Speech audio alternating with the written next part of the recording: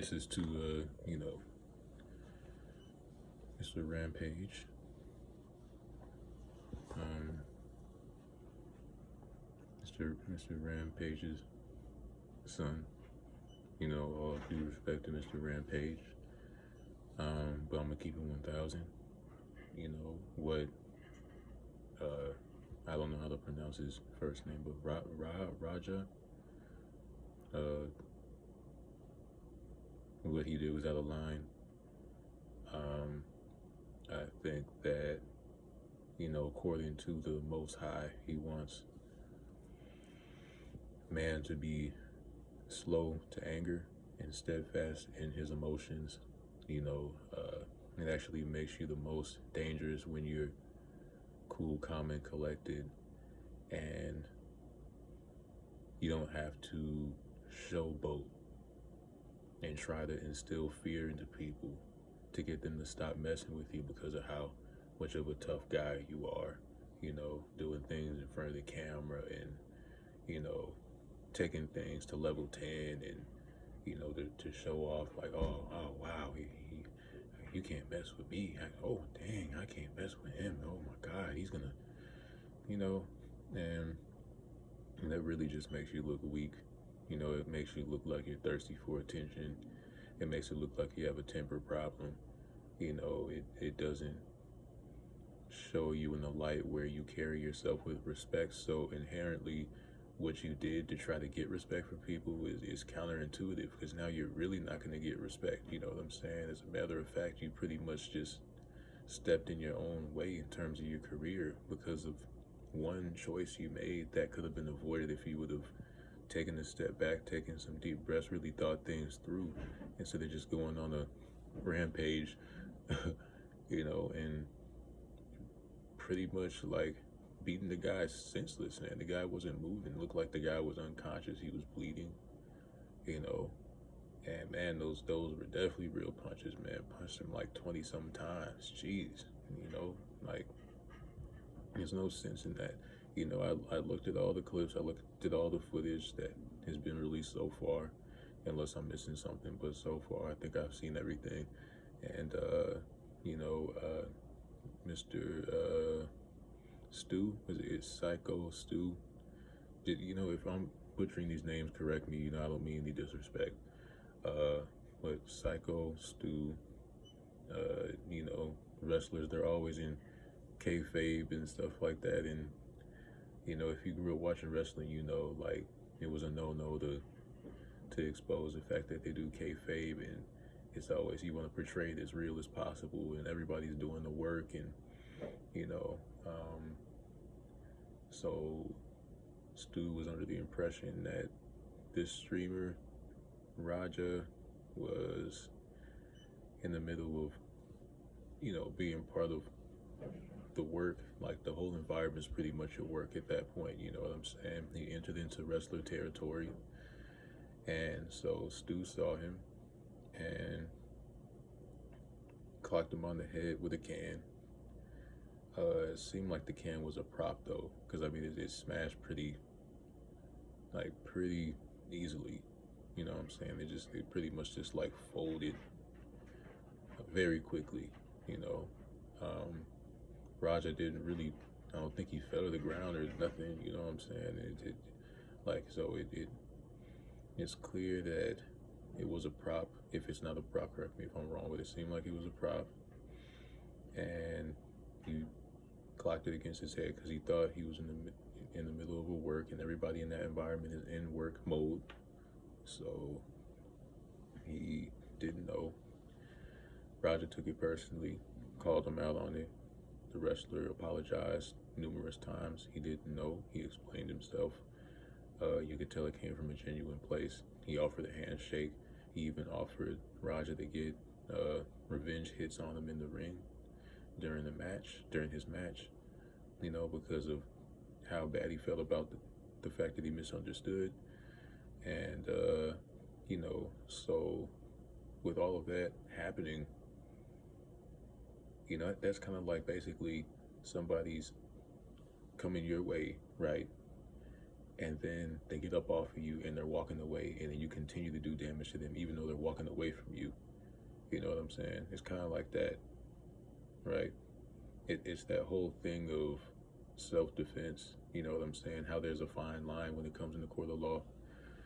Like, yeah, as long as they on you, they attacking you, boom, boom, boom, they in your vicinity, they up on you, you know, and you do what you got to do by any means necessary. It's self-defense. But the moment they walk away and they're a long distance from you and you chase up behind them and continue to hit them because they hit you, even if they hit you first, they don't consider that self-defense anymore. You know what I'm saying? So even though this wrestler clocked him on the head with a can, it was a prop. He did apologize. He allowed him to get receipt in the ring. You know what I'm saying? He offered a handshake, all these kind gestures, you know what I'm saying? So he pretty much, like, he didn't egg anything on. He wasn't an aggressor. You know, he de-escalated the situation the best way he knew how, even though he misunderstood. He took accountability for his own actions. And so for Roger to, you know, continue to escalate it while Stu was trying to de-escalate his mistake, then Raja is now the aggressor. It's not self-defense anymore. It's not, you know, oh, I gotta defend myself because they think I'm weak. And what did he say? Oh, they trying to treat me like a joke. I ain't this, I ain't that, you know. But you just look like a sucker because, you know, you pretty much went against that closed window of self-defense. The window closed already because you made amends with the guy. You shook his hand. You agreed, like you played it cool, like you like everything was forgiven. But deep down, you really didn't forgive him, and you was plotting on him, on what you were gonna do to him, since you had the opportunity to get a receipt in the ring. Like, that's sick. That's premeditated. And if that man would have died, that would have been premeditated murder. You know what I'm saying? Like, because I mean, the guy, like, you could just, oh man, you could feel those punches, man. It's unnecessary. So I think as a man, what makes a man is not trying to go out and show the world I'm a tough guy. You don't have to announce that. You don't have to overdo it and try to show everybody, show the whole world how tough you are. When you are tough, people will sense that. They will know that. They will know that in the way that you carry yourself. They will know that in the way that you're composed. The most dangerous people, the most skilled fighters, the most skilled people are the ones who keep it hush hush. And at any given moment, they know, even if they haven't said a word, they know deep down that they're a dangerous individual. And if they have to resort to fighting, even though they don't want to, you know, they can, you know, really take someone down. But, you know, that's not the first thing they do. They try to de-escalate. They try to come to an understanding, you know, get on the same page with the person or the people, you know, before they have to resort to, you know, throwing hands.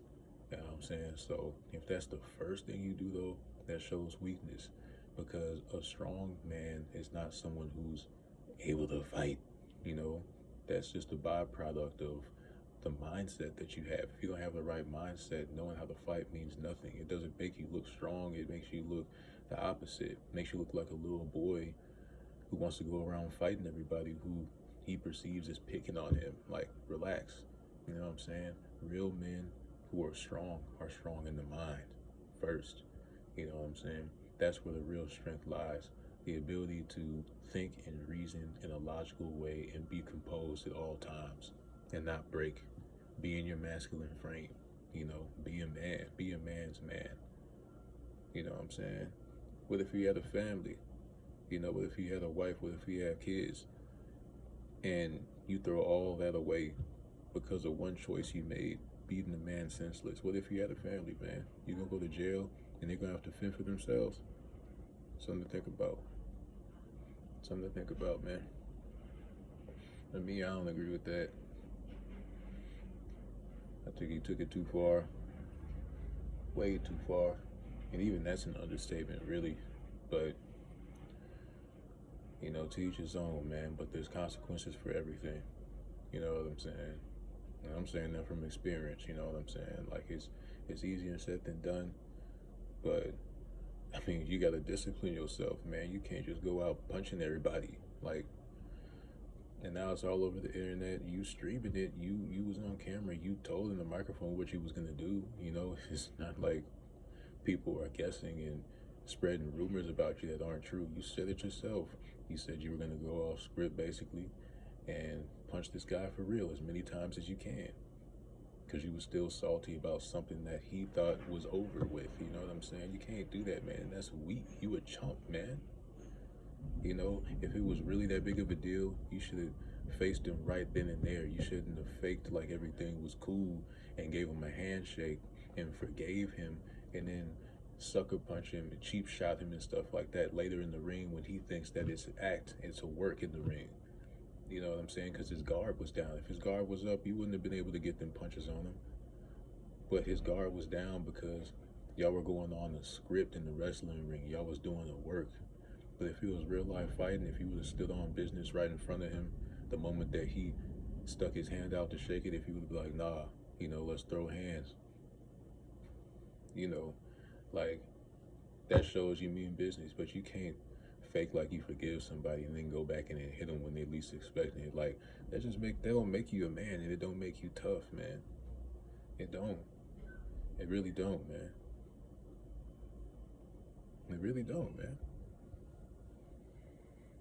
And you did it in front of a bunch of little kids, and I'm sure their parents was there because they little kids. So the parents going with them like, "Come on, man!" I even saw behind the scenes a kid that was recording. He said, "Oh, he's bleeding. He hit him for real." Like, you traumatizing these kids, man. What's wrong with you, man? Come on, man. Get it together, man. For real. Like, this is an example of how not to be. You know, like, us men, we can't go around. You gotta set examples for the little boys coming up, becoming men. You know what I'm saying? We gotta set examples for the females out here, for the women out here, for the children. You know,